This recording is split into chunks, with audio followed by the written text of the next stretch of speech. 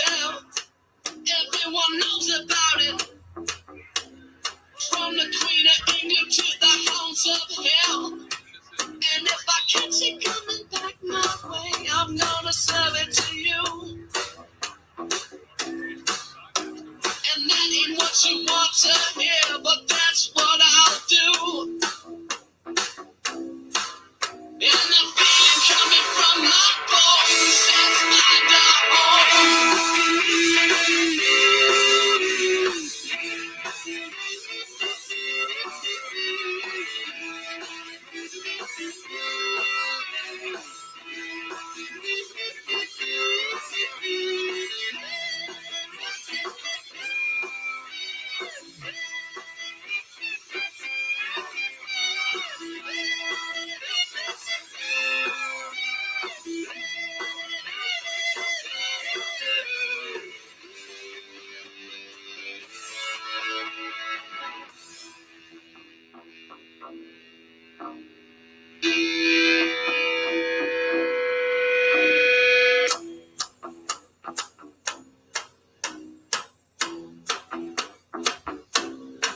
I'm going to Wichita, far from this opera forevermore. I'm gonna work the strong, make the sweat drip out of every pore. And I'm bleeding right before the Lord. All the words are gonna bleed from me, and I will think no more. And the stains coming from my blood till we go back home.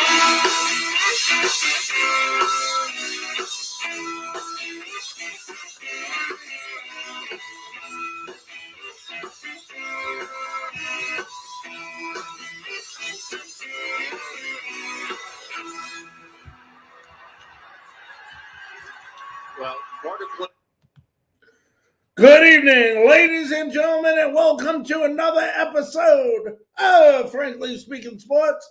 I'm your host, Larry Frank. Hope you're all doing very, very well. We have an unbelievable guest about 25 minutes away. We'll be joined by Ed Marinaro, who a lot of people if you've been around as long as me, you know him from the Cornell days, the New York Giants, Minnesota Vikings, but he was also a co-star in Blue State Mountain, Hill Street Blues, Laverne and Shirley. So a great, great show for you today. Today we're going to talk some football. There's a lot going on in the sports world.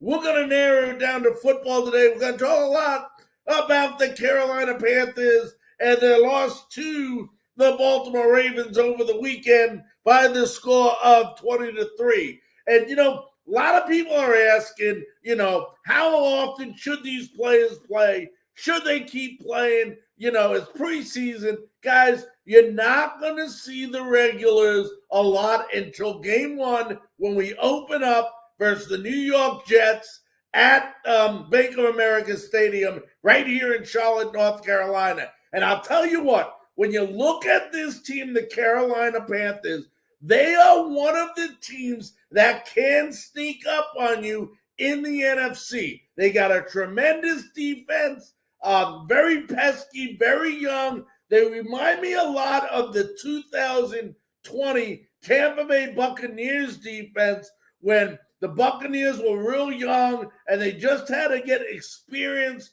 and maturity. And that's what's happening right now with the Carolina Panthers. The two big key questions, and we found out again Saturday night, and I take preseason with a grain of salt, folks, is we got to be able to do two things this year if we want to win successfully.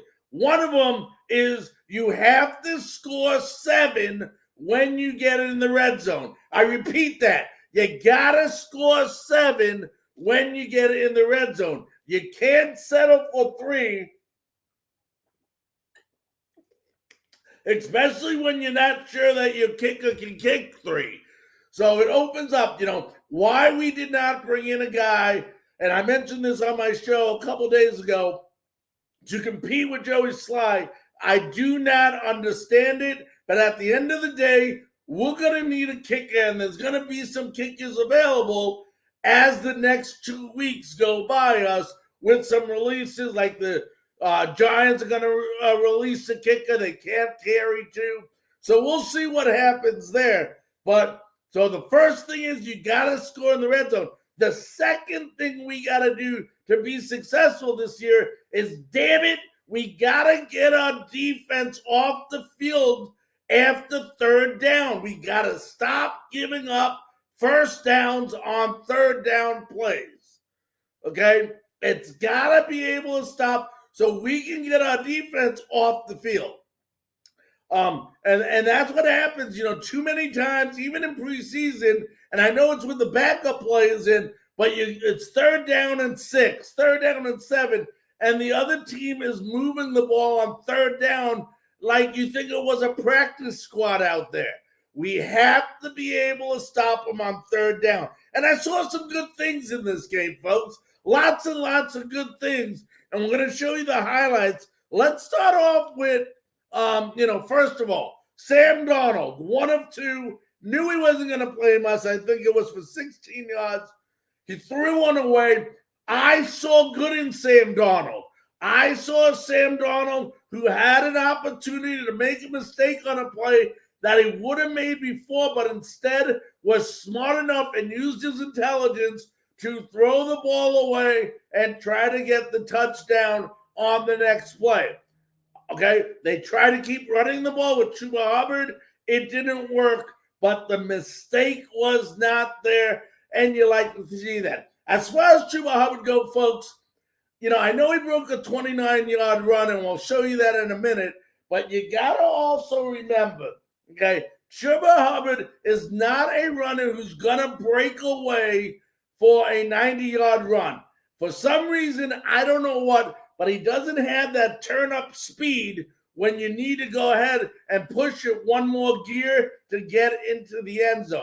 Linebackers, DBs will catch him every time. So if he's going to get yardage, it's going to be the first 20, 30 yards, which is fine. We'll take it. But then again, I believe Chuba is going to be more used like he was on this one play I'm about to show you, out of the backfield where they pass the ball to him and he gets big yardage. And that's the right way to use Chuba Hubbard. Let's go to some of the highlights real quickly that I thought was terrific.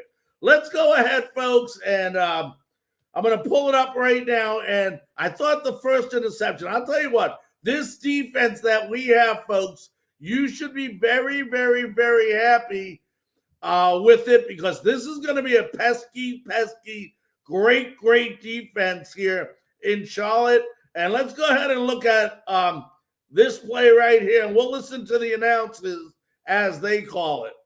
Thought we could see Lamar Jackson based off of what Coach Harbaugh said for a series or two, and this one's picked off by the Panthers. Heading the other way comes Carolina's Hassan Reddick. Known for all the sacks he gets, this time he gets the first turnover. You can see right here in your screen, number 43, Reddick is utilizing his speed.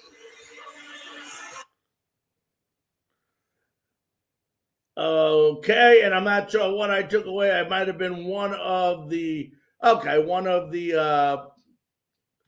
all right, folks, let me try to work this thing.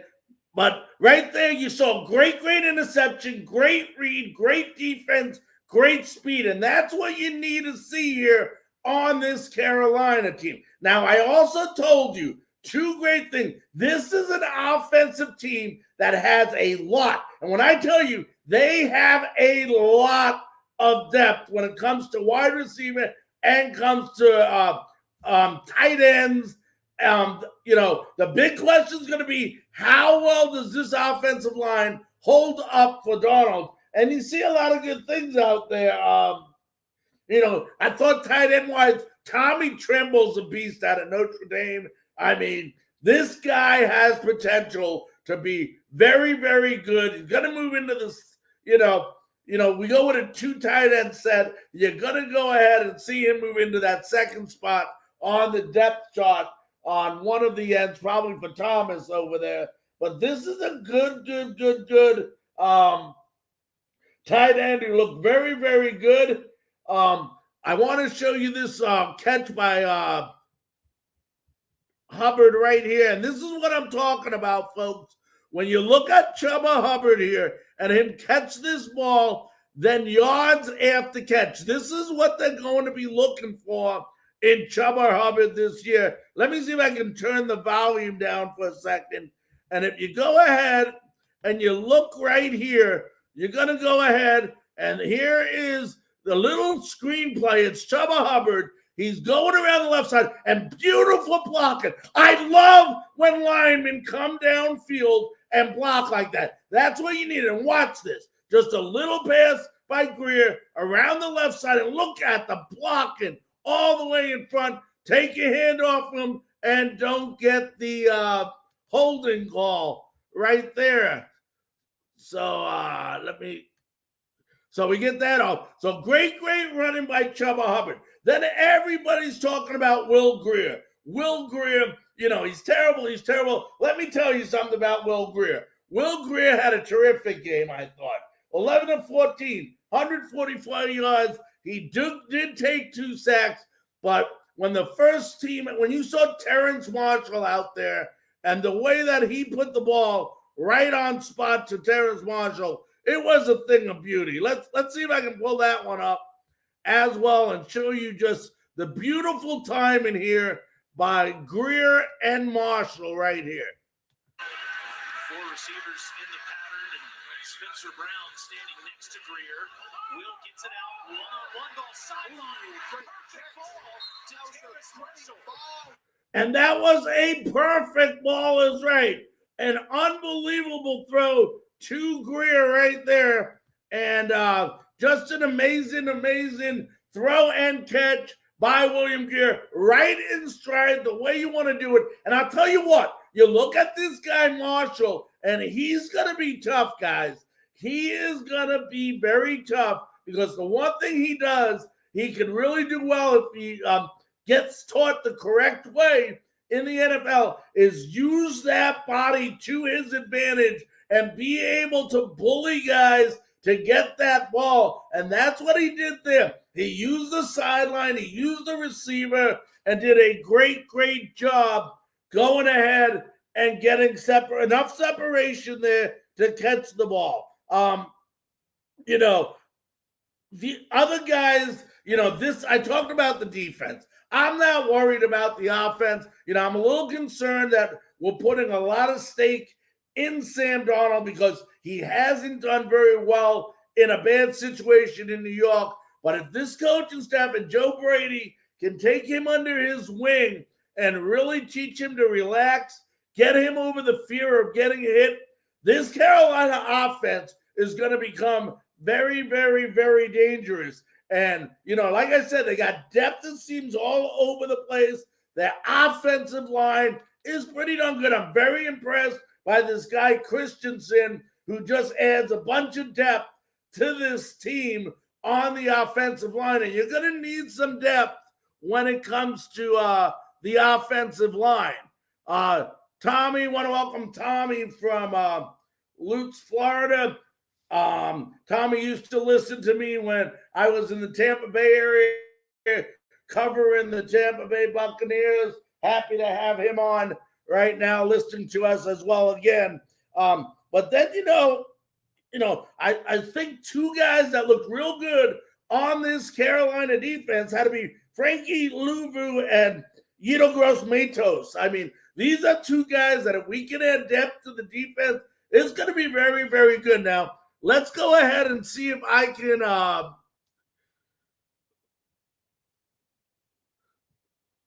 let's see if we can listen to what Coach Matt Rule had to say today after practice about this team. And remember, guys, we have to cut down to 80 by tomorrow morning. Let's go ahead and see what Coach Matt Rule had to say here as we pull him up real quickly.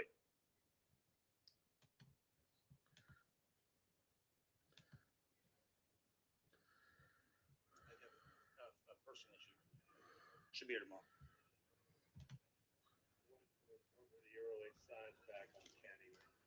Probably 1 to 2 weeks. Yeah, 1 to 2 weeks. Just got hit by one of his teammates in the knee, so he should be back. Maybe even I don't 1 to 2 weeks. Hopefully all right. Yeah, absolutely. Yeah. Right away they thought it was wasn't one of the really bad ones, but still there was a chance. So I know Kenny, and we got that back. He was feeling good. So. We haven't talked to you since you looked at the tape of the game the other night. What did you see there that you maybe not have seen in person, and some of those things you might be working on today? I think in the run game, we left a lot of yards out there, a lot of opportunities for bigger plays. So we're just working on some details of some things. Defensively, our blitz package, a lot of it was the young guys, but just trying to really detail that out.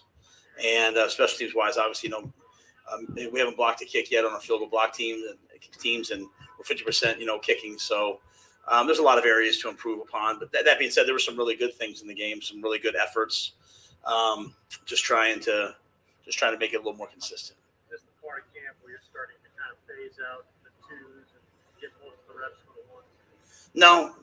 This is kind of like a hybrid, like training camp / season. But even in the season, the twos, they'll get reps versus the ones. So we'll continue to develop all the way through next week, and then after that end of camp break, we'll really focus on the Jets. Any plans on bringing in some competition as you're going?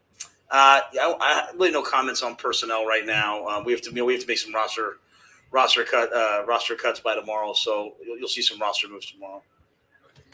And yes, you will. You are going to see some roster moves by tomorrow. But, just like Matt Rule said, and, as much crap as I give him, I want to let everybody know, he said the right thing. There's only one game after this weekend that we should be concentrating on.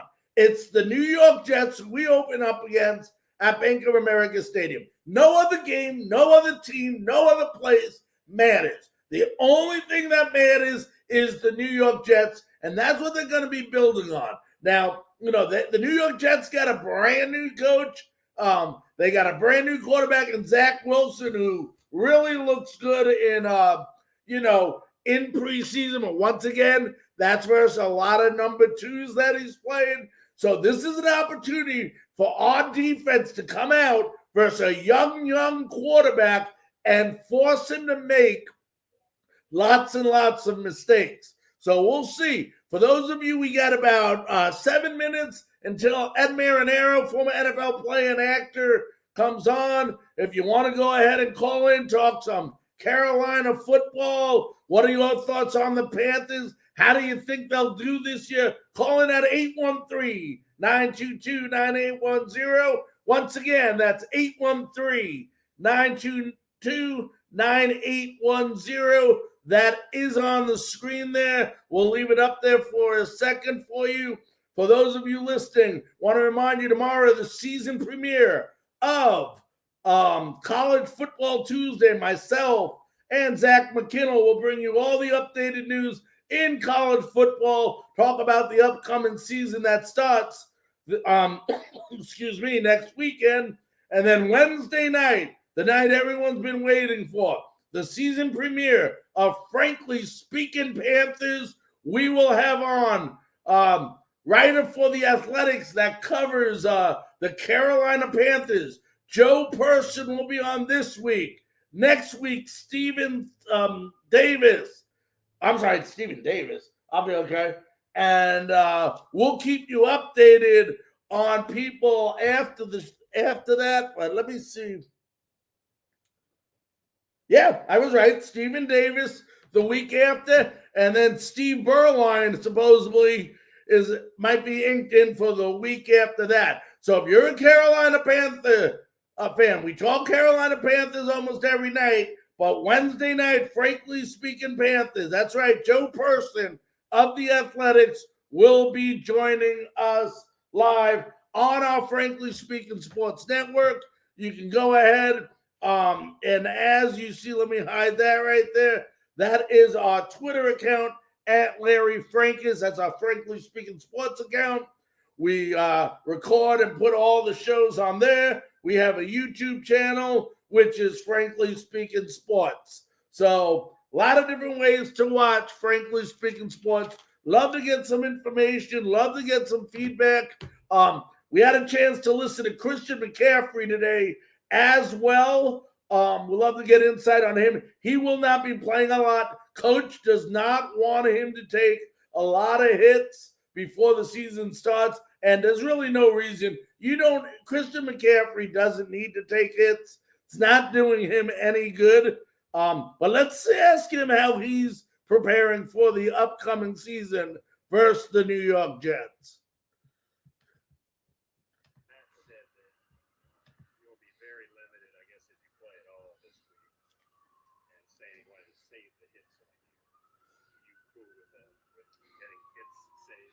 I think, anytime you're going to play in a game, you just approach it like you're playing in the whole game. So that's where my head's at.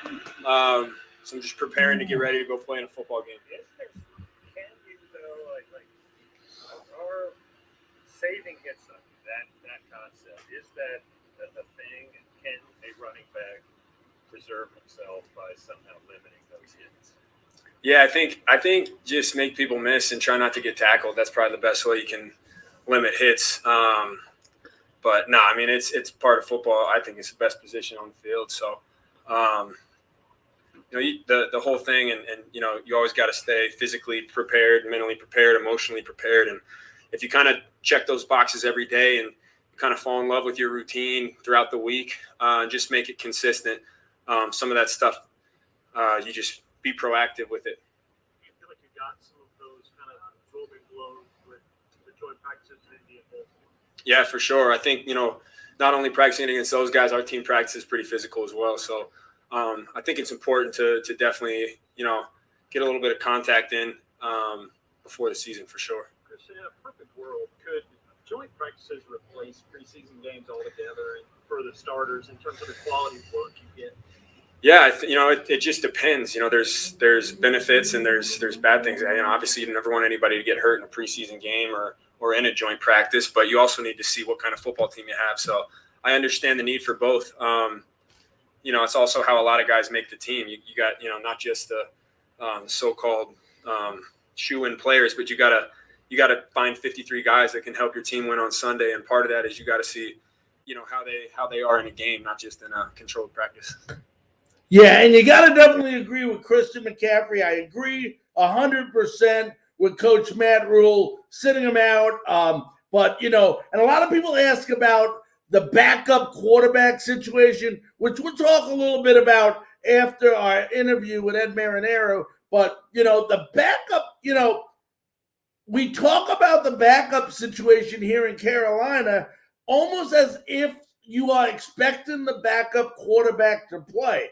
The backup quarterback is a position that is there in case the starting quarterback gets hurt.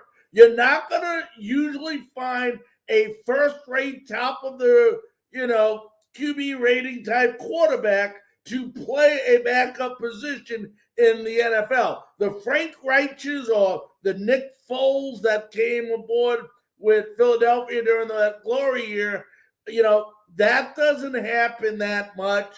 And we'll talk more about Will Grier and PJ, Walker later on in the show. But now it is my great honor, thrill, and pleasure to introduce to you the former New York Jet, which I love because that's where I knew him as.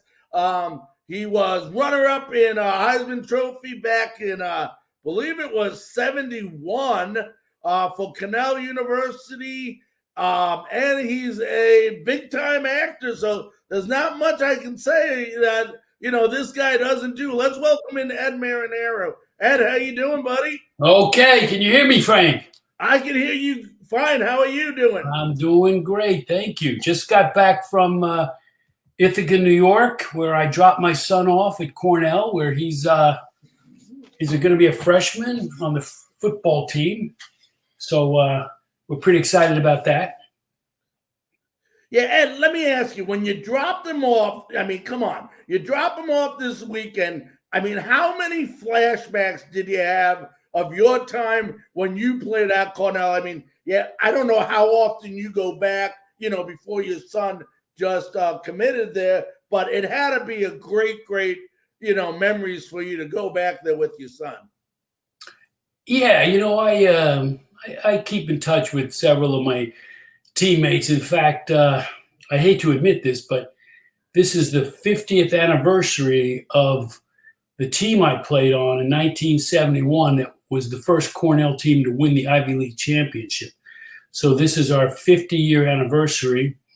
And I just found out we're hoping to get back to the Brown game in October, but it looks like the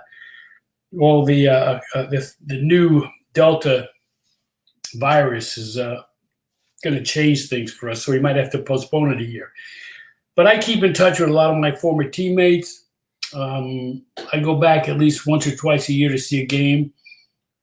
Cornell, has always been a big part of my life, something I'm very proud of, and I'm really proud that my son was able to get into Cornell as an athlete, and it's sort of it's good in a lot of different ways. It's just I'm very proud of him. He's a really great athlete and smart kid, and I'm really looking forward to what he's going to do up there.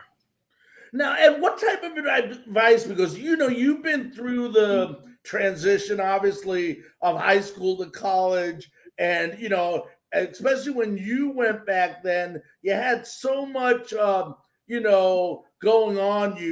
Instantly you are a star at Cornell University. Did you give your son like some advice as you would any other?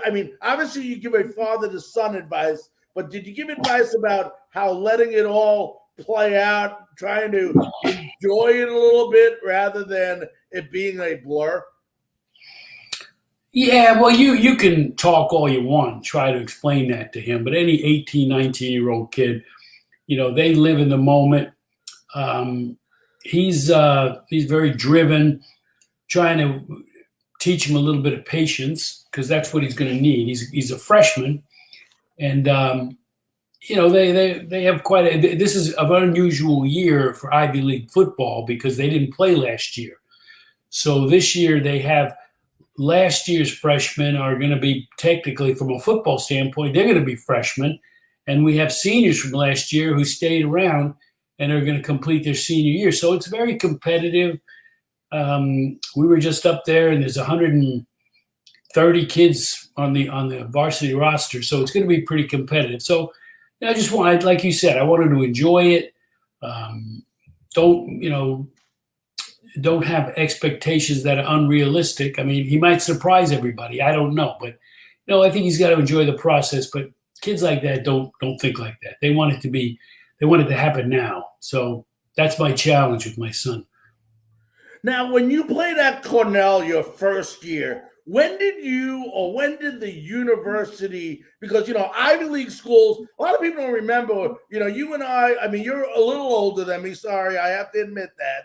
But, I was born in 66. I was a baby when you played at Cornell. I remember you with the Jets, obviously, came over from Minnesota. But when was it that Cornell realized, because, Ivy League schools were good, not that they're not good today, but they were good, smart, really, really good educational schools. A lot of, people, and they had good football. When did you realize that, from a football perspective, that, it was about to become, let's say, a media circus with yourself and the success you have at Cornell? Well, we played freshman football. So I didn't play on the varsity until I was a sophomore. And trust me, I was as surprised as anyone with the kind of success I had. I attributed a lot to the system that they put in my sophomore year. Not for me, but they just the coaching staff decided to run an I formation as opposed to a typical split backfield. So I lined up probably 8 yards behind the center, and the quarterback in the 2-point stance, the quarterback would turn around and flip me the ball, or he'd step back and give me the ball maybe 3 or 4 yards behind the line of scrimmage, and I was allowed to do whatever I wanted to do. I just followed, where I saw the hole. I ran the daylight, and that fit my style just so well. So, I had almost instant success. because I broke the Cornell rushing record my second game as a sophomore. I gained 245 yards. And my fourth game, we were 21-point underdogs to Harvard. And I gained 281 yards and scored 5 touchdowns. And I was Sports Illustrated Back of the Week. And I was 19 years old. And I'd led the country in rushing for most of the year. And, you know, it was mind-boggling. It was overwhelming for somebody my age and for everybody around me. No one ever expected that. I certainly didn't expect that. So, you know, it did become a bit of a blur getting that kind of attention, you know, when I really hadn't, you know, I hadn't really, I was a, you know, I had probably 30 or 40 football scholarships coming out of high school. I mean, I had full rides to Duke, Penn State, you know, Wake Forest. But, you know, I just always wanted to go to an Ivy League school. So, you know, I kind of, even then I knew that the chances of getting that national publicity at an Ivy League school was not going to be that great, but I just wanted to, you know, play at a level where I felt like I had a best chance of playing and I was going to get a great education. And you know what? I wouldn't change it for the world. It was great. And, you know, it's something that I'm very proud of. And, you know, I have great relationships with my old teammates, with the university. You know, I stay in touch with the program the best I can. But it's, you know, it was very heady stuff was happening at a very young age. And, you know, I hope I handled it well, but it was very, like I said, you know, a lot happened to me really quickly in my career. Yeah, it sure did. Now, Ed, you know, you were picked second round, 50 overall pick in the NFL draft. Obviously, I mean, is it safe to say, as much as you enjoyed Cornell, as much as you loved the education there, that going to that school could have hurt you as far as where you went in the NFL draft?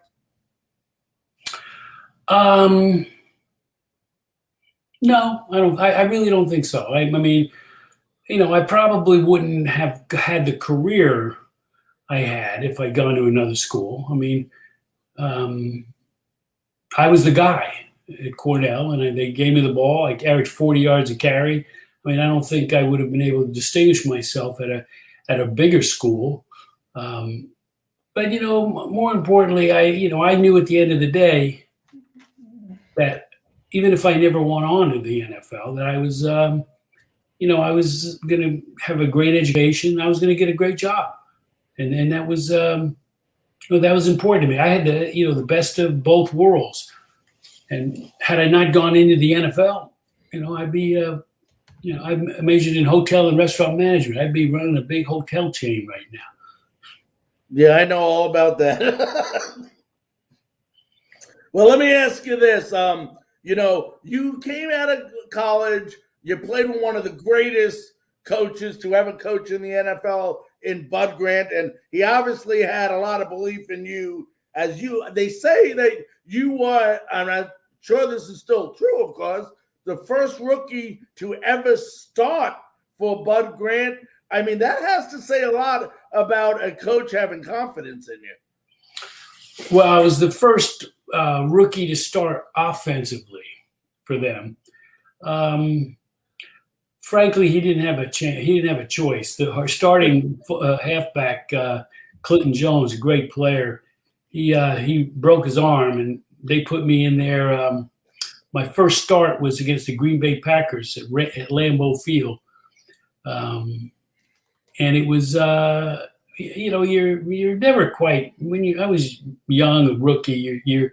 You know, I did some stupid stuff. You know, I made some mistakes, but I made rookie mistakes. But that's going to happen. But you know, I started, I think, 6 or 7 games that year. Caught a lot of passes. They throw me the ball. You know, I went to Minnesota out of college, and you know, I was known as a running back. And I go to Minnesota, and they had me basically blocking and catching passes, 2 things I never did in college. And that was probably one of the most challenging things for me to learn how to do is block and catch passes. I knew I could catch passes, but the blocking part was really hard. And when you have a quarterback like Fran Tarkenton and you miss a blitzing linebacker, he wasn't real happy with me several times. So. Yeah, I can imagine that. And you're right, because I was going to ask you that. Yeah, I believe you 3 years in college, it was 6 catches, 11 catches, and 6 catches. And then in the 1 year, was it 75? You had 54 catches for, like you said, for the Minnesota Vikings. So that definitely you had to change your game. But let me ask you this: how fulfilling was it to be able to play for your hometown New York Jets back in '76? It was really kind of a dream come true. I was lucky because I got to play on a great team in Minnesota. I went to 2 Super Bowls, played for a great coach, played with several Hall of Famers. But we had a great runner in Chuck Foreman, and I knew they'd never let me really run the ball, which is I just for myself, I wanted to prove that I could carry the ball and gain yards. And people don't remember this, but in 1976, when I signed with the Jets, is the first year that the Rozelle rule was declared unconstitutional in the courts, and people were allowed to actually become the first free agents in the NFL. And that was the year that John Riggins left the Jets and went to the Redskins. I left to the Vikings and went to the Jets, and there was no compensation. I had played out my contract. I had a 4-year contract, and I played it out, took a pay cut my last year, and I became a free agent. So I was able to go anywhere I wanted. And when Riggins left, and then Joe Namath is a good friend of mine, and we'd been friends since I was in college. So it kind of influenced my decision to go with the Jets, and it was great. The only problem, I got hurt in the 7th game, but before I got injured, I had 200-yard rushing games in a row, which, if that's the barometer for a running back to gain 100 yards, I did it twice, 2 games in a row. So I know that, who knows what would happen if I didn't get hurt. I maybe had a 1,000-yard season, but I proved to myself, a lot of people I see them describing my career in the NFL as disappointing. Well, the thing you learn in the NFL when you look back on it is that you got to be kind of lucky. You got to get with the right team, get in the right situation. Plenty of players, and you see it happen every year. Somebody gets hurt and they get to play and they become all pro.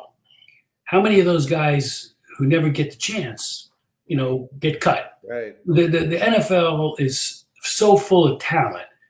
And the difference between becoming a Hall of Famer and getting released after 2 or 3 years, believe me, there are a ton of guys out there who are that good, who will never get a chance. If you go to the wrong team, you gotta go to a team that, their system can take advantage of your abilities, your talents. And in Minnesota, while it was a great experience, they never took advantage of what I knew I could do. So. Again, I don't have any regrets about my career. Personally, I knew what I was capable of, but I knew I wasn't in the right situation until I went to the Jets. Then I got hurt, and it's a moot point then. And Ed, I want to just push back a little bit on college again. You mentioned your son going to college with a lot of new things going on in college athletics, like the NIL, of course. Could you imagine, and I know it's easy to look back and say, what if, but if at the time you were at Cornell University that you were able to do NIL or, utilize NIL to make a name and money for yourself? Well, it's not just that. I mean, what you need today is what makes these kids have the ability to make that kind of money is social media. And obviously there wasn't social media back then. That's what. Here's the scary part for that. What's going on? And I hope I'm wrong, But, I'm seeing sort of a trend with young athletes and even some not so young athletes who are being, so influenced by social media. And, they're listening to, they love to hear people, all the wonderful things that they'll say, but all it needs is a couple of trolls to say something bad about some female athlete and say that she looks fat, and she'll go in the dumpster. She's ruined. I mean, those are the things. These kids are very fragile right now, and we didn't really have to think about that stuff. So with this NIH,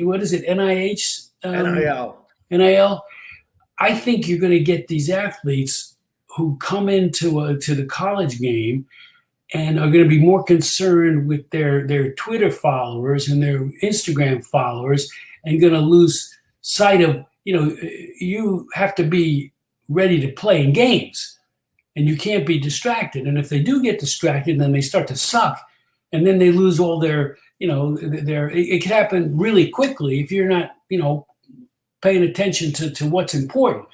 And all of a sudden you make it, like I heard the quarterback from Alabama hasn't thrown a pass yet, and he already has $1 million worth of 7-figure money deal. Now, if he doesn't focus on being a really great quarterback, and he's worried about his going home and spending time looking at how many people are following him and trying to be an influencer, and a young kid, that's not a good thing. And all of a sudden, if he starts playing poorly, and all of a sudden people start, they want to break the deals they made with him and all these, that's a scary thing to do to a young kid. And it's very easy for them to get sidetracked and, not remember why they're there, why they're getting this money, because you got to perform. And if they, I don't know how many young people are capable of handling this kind of money and opportunity off the field and be able to perform on the field. It takes a while for you to learn that, not when you're 19 years old. Right. 2 years after your career ends, you're acting, you're on Laverne and Shirley. When did you decide that, was it before your playing career was over that you had, aspirations of becoming an actor, or is that something that came after your career was over? Well, I actually had an opportunity when I was still playing ball. I spent some time out in Los Angeles, and I kind of got discovered by a theatrical agent who, set me up on a couple of appointments. In fact, I screen tested back in 1976 to replace Lee Majors in The $6 Million Man, because he was threatening to leave the show over a contract dispute. So the producers of the show brought in a bunch of young guys to audition for this replacement. Lee Majors was the guy, and he eventually he came back, obviously, and I didn't get it, but it sort of piqued my interest. So I spent that off season in Los Angeles, and I got in an acting workshop for a few months. Then I went back to New York when I signed with the Jets. I got in a workshop in New York City. I would go once a week. And then when I got hurt, I kind of put all that on the back burner, tried to get healthy again. I got released from the Jets in 77 and got picked up by the Seahawks at the end of 77 and finished the season there. They offered me another contract to come back in 78, but I tried to find a team that could use a veteran guy, and actually the Bears were coached by Neil Armstrong, who was the defensive coordinator for the Vikings when I was there. And Jim Finks was the general manager, and he's the guy who signed me to my first contract with the Vikings. So I reached out to those guys, and they signed me to a contract, and I went through training camp with them in 78, but I was never back to normal. I had a bad foot injury. That's what ended my career. So at that point, I just said, you know what, I'm going to Hollywood. Now, Ed, is there a lot of, and I always wonder this, just like any other thing you do when you're involved with other people, like a team, whether it's football or acting on a hit show like Hill Street Blues. I mean, did you find a lot of similarities as far as playing football and what you have to do and in the world of acting as well? Yeah, you're obviously there's there's the focus that you have as an athlete where you can kind of I mean you have to put everything out of your mind. I mean, when you're on the football field, I mean that's the ultimate test. When you're going across the middle and the ball's coming at you, and there's 3 or 4 guys who have a beeline for you as soon as you catch the ball, but you got to catch the ball. I mean, that's the ultimate in concentration. And as an actor, you have to do a lot of this similar mental exercise. You have to put yourself in that position that the script calls for and kind of become that person. You have to become one with the environment you're in, one with the situation. And that takes, like sort of certain mental discipline. And, it was a lot easier when I knew nobody's going to be hitting me if I messed up my lines. Yeah. So Hill Street Blues, I mean, Emmy Award-winning show, obviously. I remember it real well. I mean, was that the one that broke all the doors open for you? Because I know you've been in many different, films and stuff, but was that the big one that got you noticed? Yeah. You know what I did? I actually did about 10 episodes of Laverne and Shirley back in, when was that? Like 80, 81. And, that was a top 10 show. It was fun. It was a comedy. They hired me because, I could take my shirt off. But, I did that. And then when that show didn't go on, I got auditioned for Hill Street Blues. And at the time, no one knew. It was the first season. And it was actually the last. They did 13 episodes the first year. And then they, nobody really knew about the show. And it got picked up for 4 additional episodes. So they got 17. And they cast me as a guest star in the last 4 episodes. And I was supposed to get killed, supposed to die. And, I mean, it was before I got all the Emmy nominations, but it had a bit of a cult following, even at the first year. And then we won all the Emmys. They, instead of killing me off, they signed me to a contract to do the next season. So I ended up doing 6 seasons on that show. But it kind of elevated me to a place where I probably didn't deserve to be, working with, just incredible actors and directors. And the writing was just incredible. And it's being so new in the business and getting to do that kind of material, it's almost like actor proof. You got to be really bad not to be able to make something of how good the writing was. And, I all of a sudden I was kind of, I wasn't the ex-jock turned actor. People started looking at me as, kind of they say, yeah, he's an ex-football player, but he's really good, So, that was a good lucky break for me to get on that show when I did, because it's a tough business, and to be an athlete turned actor, there's that stigma attached to that, and to be honest, I dealt with that for a long time, for most of my career. I was never quite accepted, and I mean, I did 25 television movies, I've done 5, 6 TV series. But I was never really considered, like an actor. Right. I don't know how they looked at me, but I was just being paranoid. But I was sort of like a novelty, if you will. So. Right. Did you ever get to act? You know how people say, "Wow, I got an opportunity to play with somebody on the ball field that I grew up idolizing, maybe towards the end of their career." But did you ever get the opportunity to act with someone that you are like, idolized as an actor when you were a kid? No, not really. There were people I worked with. I'm trying to think. I did work with Debbie Reynolds on a movie, a football movie. Actually, it was called the Daniel Huffman Story. It was based on a true story. In fact, I worked with the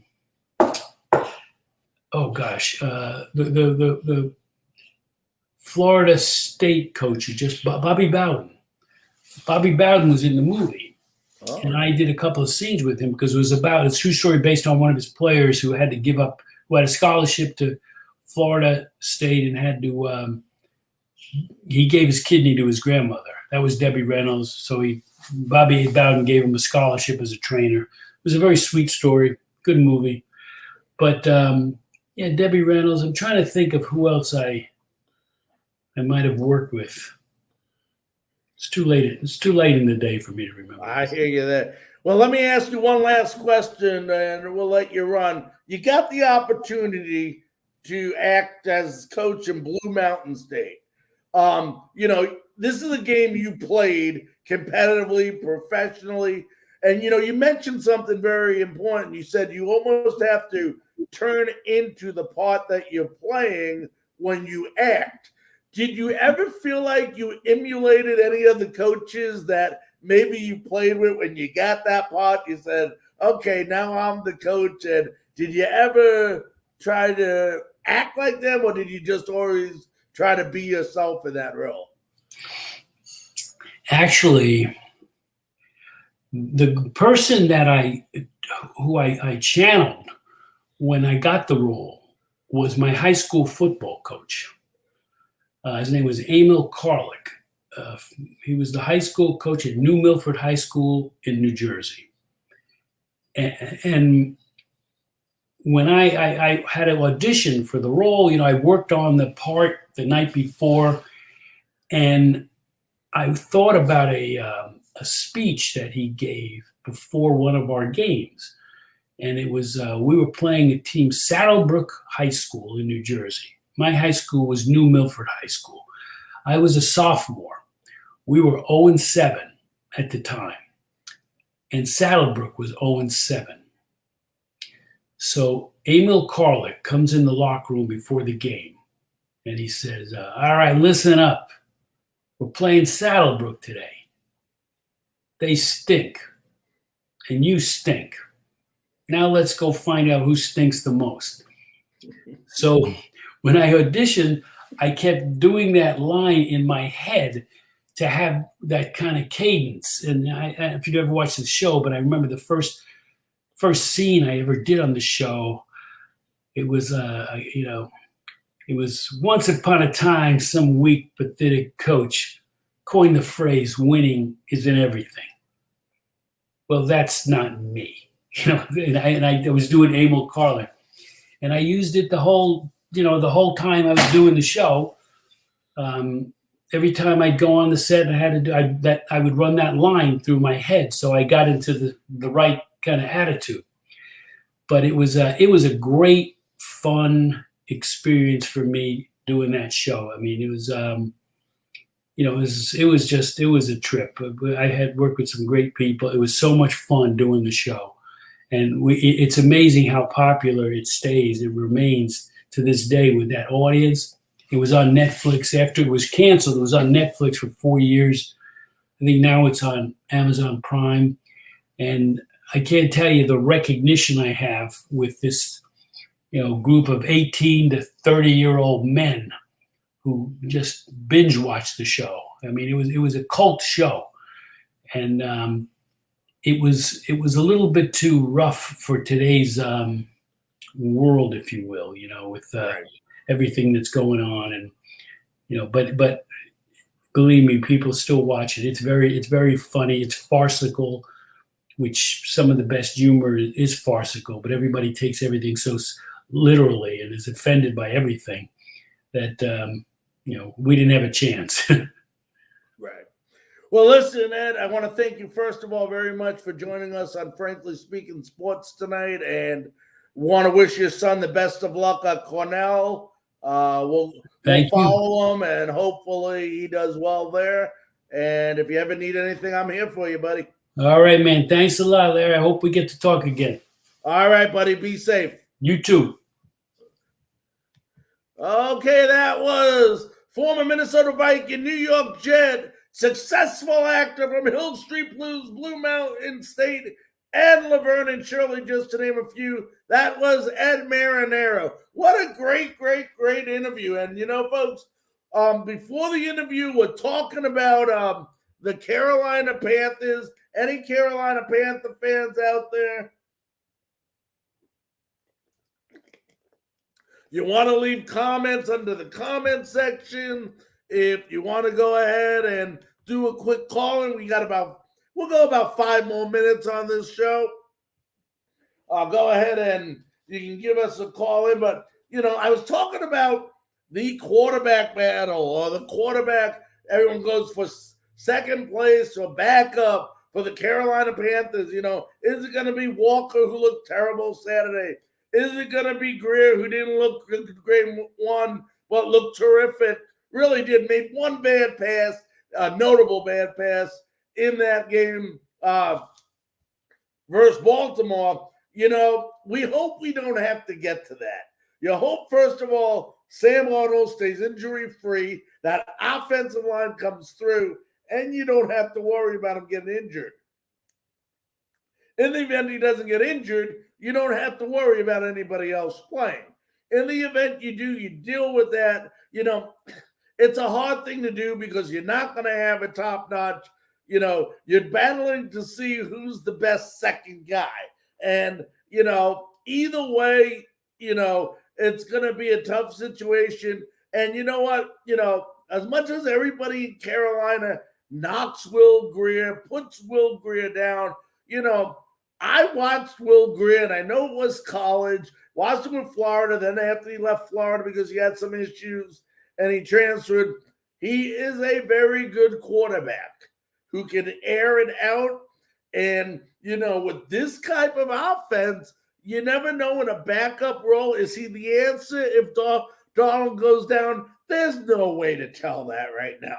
Obviously, it doesn't look like it because he's not performing necessarily consistently versus number twos. But in the event that, you know, they go down, we'll see what happens. But, you know, for those of you fans that are definitely Carolina Panther fans, you must tune in this Wednesday night right here on your Frankly Speaking Sports Network as we have our premiere of Frankly Speaking Panthers. The show is all dedicated to the Carolina Panthers.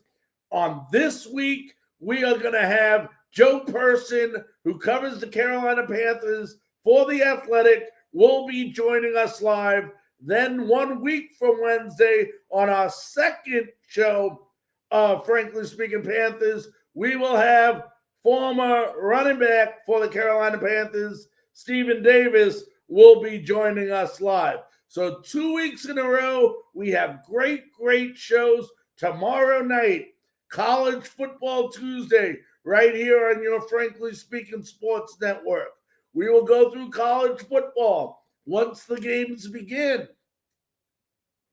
We will go ahead and have recaps of the previous Saturday and previews of the upcoming Saturday on what to expect, what are the big games, what could be the upsets. That will be with myself and Zach McKinnell, the great, great Zach McKinnell, who is unbelievable when it comes to knowledge in college football. So definitely like you to join us for that.